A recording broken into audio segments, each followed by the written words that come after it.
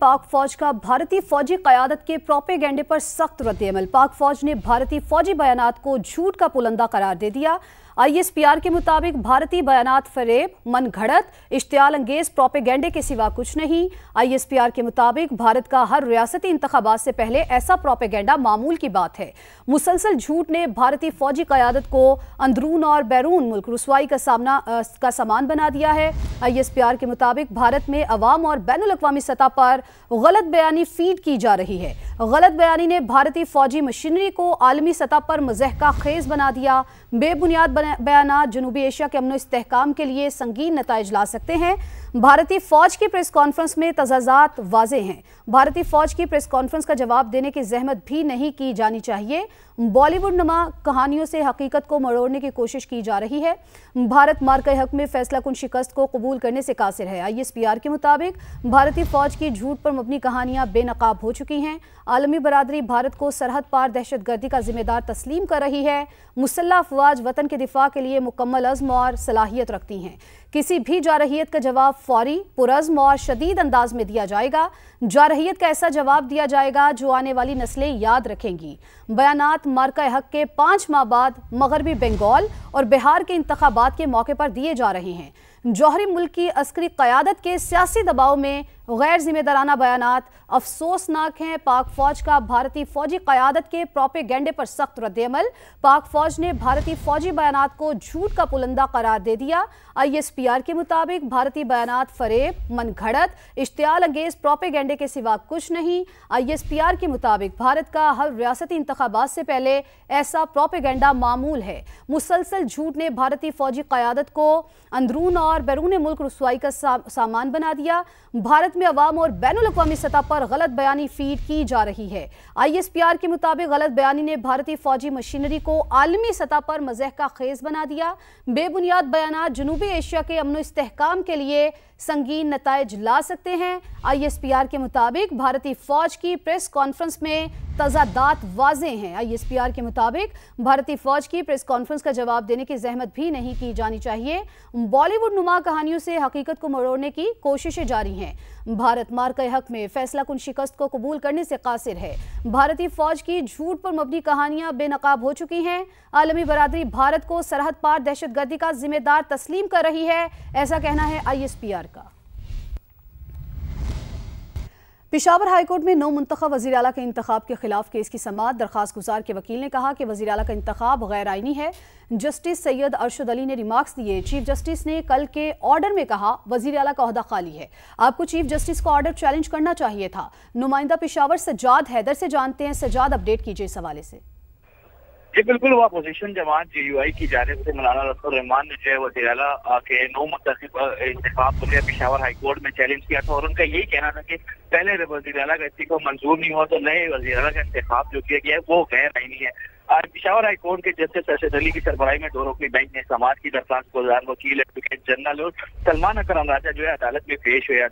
वकील दरख्वास्त गुजार ने यही मौक़िफ़ अपनाया है कि ये सारा प्रोसेस जो हुआ है ये गैर आइनी है। जब तक इस्तीफा मंजूर नहीं किया जाता तो वज़ीर आला का ओहदा खाली नहीं होता और उसके साथ साथ जो है इनकी काबीना ने भी डी नोटिफाई करने का कोई नोटिफिकेशन नहीं आया है। तो वज़ीर आला के इस्तीफा भी मंजूर नहीं और कोई काबीना का डी नोटिफिकेशन भी नहीं हुआ, इसलिए ये जो सारा प्रोसेस किया गया ये गैर आइनी और गैर कानूनी है। इसको जो है दोबारा से जो है स्टे दिया जाए और इसको दोबारा से करवाया जाए, क्योंकि वज़ीर आला का इस्तीफा मंजूर होने के बाद ही प्रोसेस जो है आगे जा सकता है। जिस पर जस्टिस सैयद अरशद अली ने इख्तिसार करते हुए कहा कि पेशावर हाई कोर्ट के चीफ जस्टिस ने गुज़िश्ता रोज फैसला किया है और ठीक है सज्जाद, आप हमें अपडेट कर रहे थे, आपका बेहद शुक्रिया।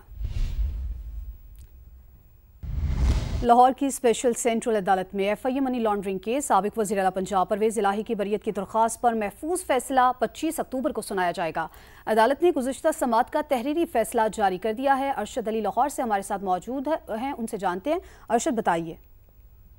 जी बिल्कुल, जो है वो स्पेशल सेंट्रल अदालत के जज मोहम्मद आरिफ खान नियासी ने गुज़िश्ता समाअत का तहरीरी जो हुक्म है वो जारी कर दिया है। अदालत ने अपने तहरीरी हुक्म में ये लिखा है कि परवेज़ इलाही की हाज़िरी माफ़ी की दरख्वास्त जो है वो दायर की गई और जिसके ऊपर जो है वो स्पेशल प्रोसिक्यूटर ने जो है वो इतराज़ आयद किया और यह कहा कि गुज़िश्ता जो समाअत की हाज़िरी माफ़ी की दरख्वास्त थी वो मुकम्मल नहीं थी, जिस पर जो है वो अदालत ने अपने तहरीरी हुक्म में ये लिखा कि मौजूदा हाज़िरी माफ़ी की दरख्वास्त में परवेज़ इलाही के मेडिकल चेकअप और मेडिकल सर्टिफिकेट जो है वो इसके साथ मौजूद है। और इसके साथ साथ अदालत ने यह भी लिखा कि परवेज़ इलाही ने सर्विसेज हॉस्पिटल से जो है वो अपना तिबी मुआयना करवाया है, जिस पर जो है वो डॉक्टर ने उनको आराम का मशवरा दिया है।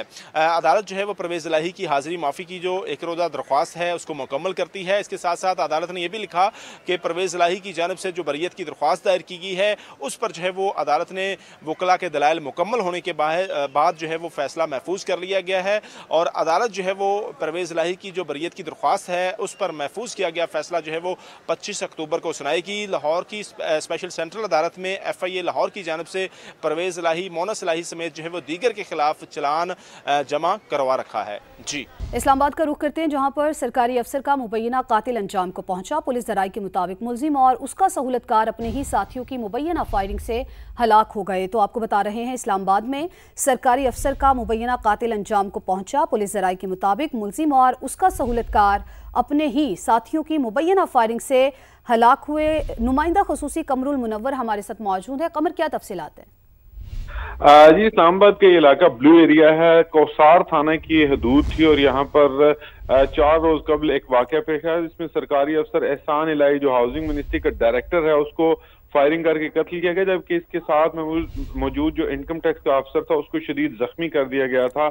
और उसके बाद ये लोग यहाँ से फरार हो गए थे।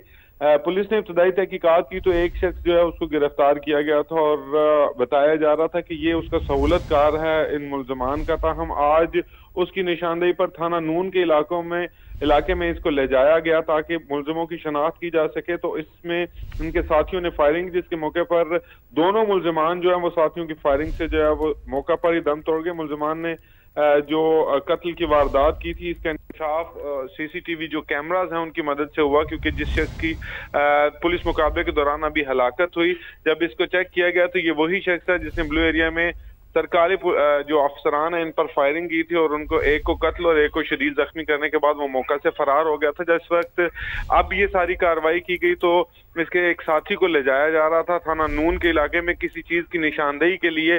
तो जैसे ही वो वहां पर पहुंचे तो मुल्जिमान के साथियों ने फायरिंग की, जिसके नतीजे में ये दोनों लोग जो हैं साथियों की फायरिंग से हलाक हो गए। पाकिस्तान और वियतनाम रवां साल के इख्तिताम तक तरजीही तिजारती मुआहदे पर दस्तखत कर देंगे। इस्लामाबाद में मुश्तरका बिजनेस फोरम के दौरान डेडलाइन मुकर्रर की गई है। तिजारत, सरमायाकारी और सयाहत समेत दीगर शोबों में ताउन बढ़ाने पर इत्तेफाक किया गया।